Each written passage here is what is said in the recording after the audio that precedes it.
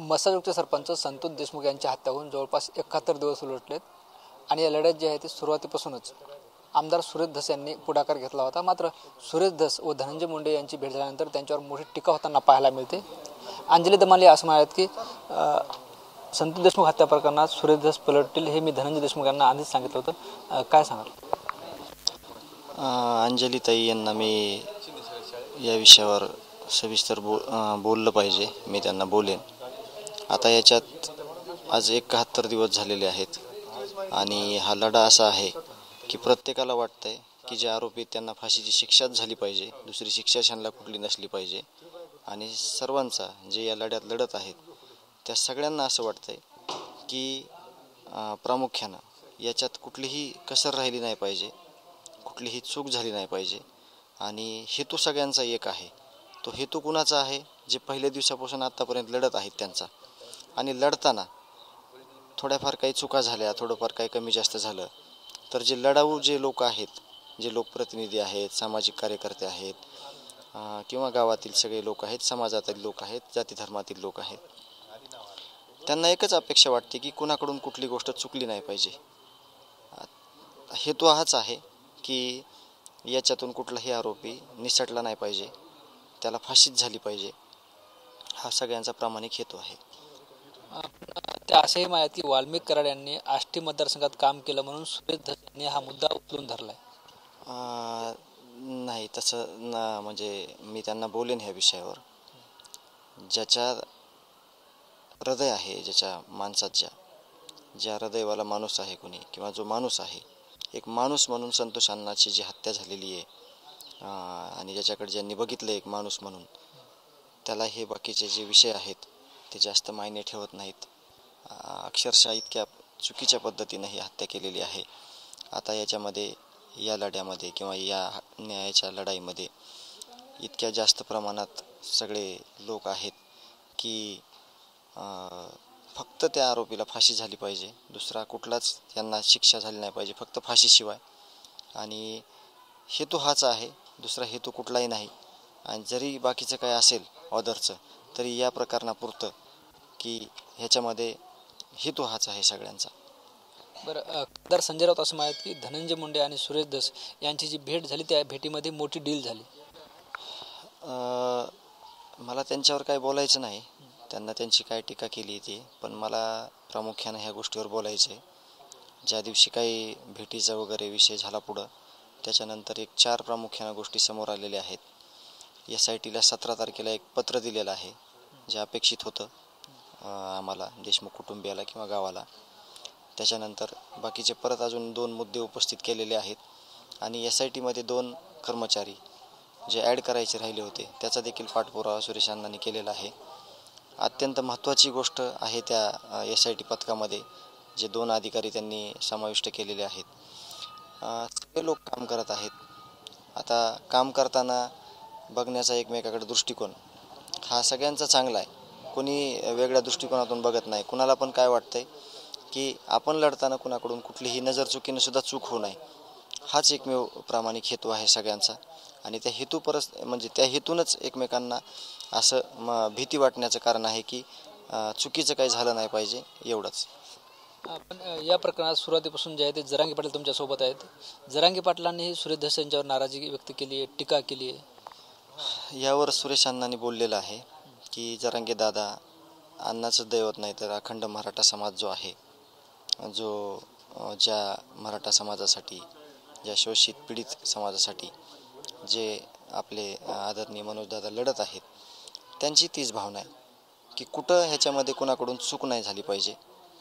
आणि मनोजदादाविषयी बोलायचं झालं तर हा लढा जो उभा राहिला, हे न्यायाची जी लढाई आपण सगळ्यांनी उभा केली, दादा जर त्या दिवशी घटना घडल्याच्या दुसऱ्या दिवशी जर येत नव्हते आणि जर बसत नव्हते रस्त्यावर, तर हा लढा देखील कोणी लढू शकलं नसतं. कारण का हे सगळं, ही जी यंत्रणा आहे इथली केजची, ह्या यंत्रणेनं सगळं कागदावरच काही येऊ दिलं नसतं.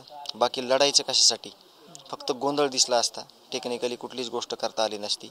ती मनोजदादानं रस्त्यावर बसून 8 तास 10 तास बसून त्याच्यानंतर वेळोवेळी सगळ्या गोष्टीचे फॉलोअप घेऊन हे जे लोकप्रतिनिधी आहेत, आपल्या जिल्ह्यातले लोक आहेत, सामाजिक लोक आहेत, सगळ्या जाती धर्मातील लोक आहेत, ते मनोजदादांना जे दिशा दिलेली आहे की या प्रकरणाला, की याच्यातून कुठलाच आरोपी सुटला नाही पाहिजे, या दिशेनुसार सगळे लढत आहेत.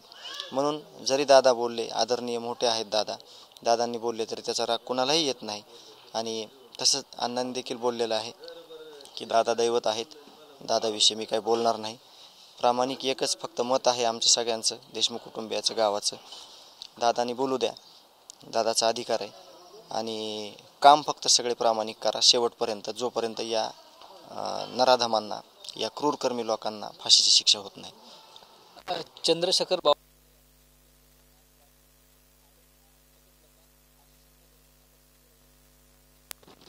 मला यावर एकच बोलायचं आहे. मी पहिल्यांदा कुठंतरी एखाद्या राजकीय लोकाचं नाव घेतलं असेल, ते म्हणजे बावनकुळे साहेब. एक 10 वर्षापासूनचा पक्षप्रमुख म्हणजे बूथ प्रमुख असणारा संतोष अण्णा देशमुख, माझा भाऊ, आमच्या कुटुंबाचा प्रमुख, गावचा सरपंच, याने 10 वर्षापासून प्रामाणिक काम केलेलं असताना यांना ह्या बाकीच्या गोष्टीमध्ये इंटरेस्ट वाटला, ह्या करण्यामध्ये जे काय असतील त्यांच्या गोष्टी, त्यांना माहिती काय केलं ते. पण त्यांचं काम होतं एक फोन लावायचा, प्रदेशाध्यक्ष आहेत ते, ह्या हिशोबाने किंवा या जिम्मेदारीनं, की म्हणजे कुटुंबासाठी काय पाहिजे, कुठली गरज पाहिजे. तसं मुख्यमंत्री साहेबांना शब्द दिलेले असल्यामुळं आम्ही ह्या गोष्टीकडे जास्त बघितलं नाही. पण तरी पण ह्यांनी ज्यावेळेस ही चर्चा दुसऱ्या केल्या, त्याच्या अगोदर ही चर्चा व्हायला पाहिजे होती की एका बूथ प्रमुखाला ज्या पद्धतीनं संपवलं गेलं, याच्यासाठी काय करता येईल, हे अतिशय महत्त्वाचं होतं. पण ते त्यांनी केलं नाही. तसं त्या बूथ प्रमुखाचं दुर्दैव आहे हे.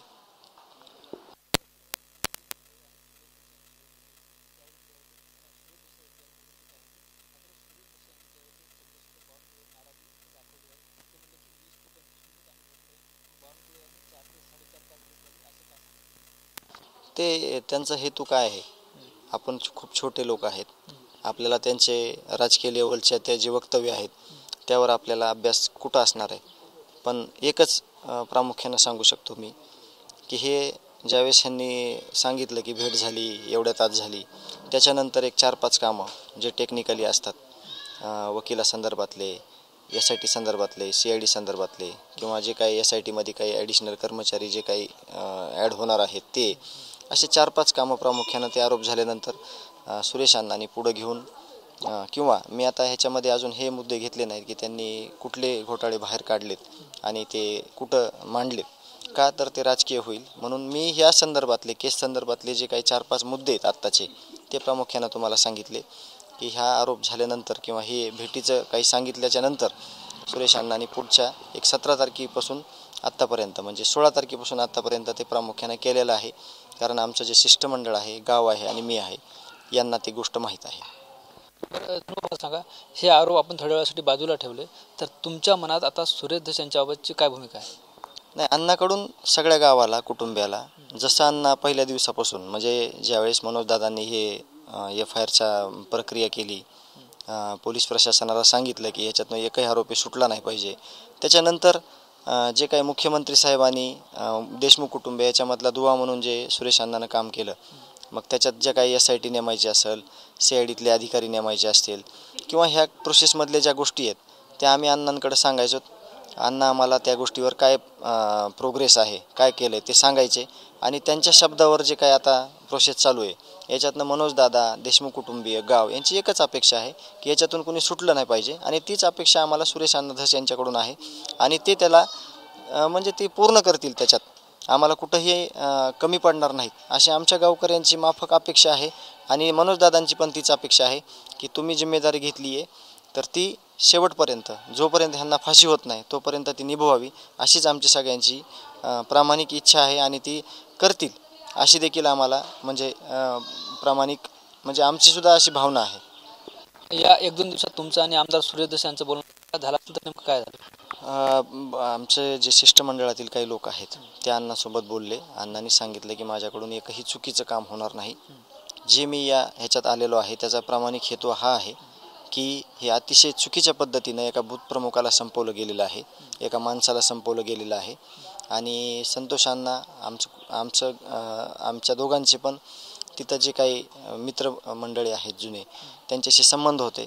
अण्णांनी फक्त एक माणूस म्हणून ह्याच्यामध्ये जे काही पाऊल उचललेलं आहे याच्यामध्ये आमच्या शिष्टमंडळातील काही लोकांना अण्णांनी सांगितलं की याच्यात कुठंही माझ्याकडून एकही गोष्ट अशी नाही होणार की हे आरोपी कुठंतरी सुटतील.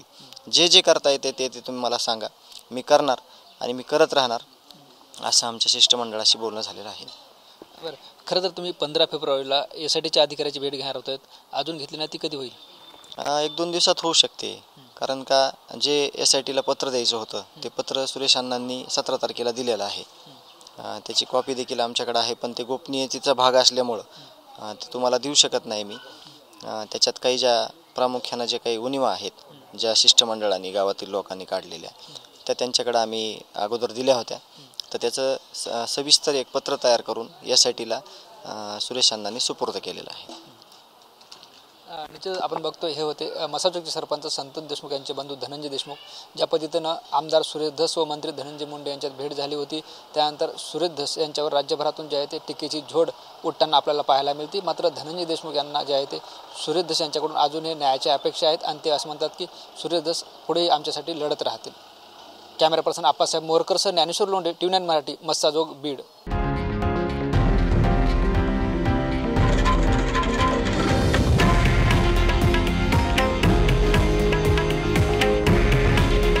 हे आहे देशातील नंबर 1 न्यूज नेटवर्क आणि आपण पाहत आहात TV9 मराठी.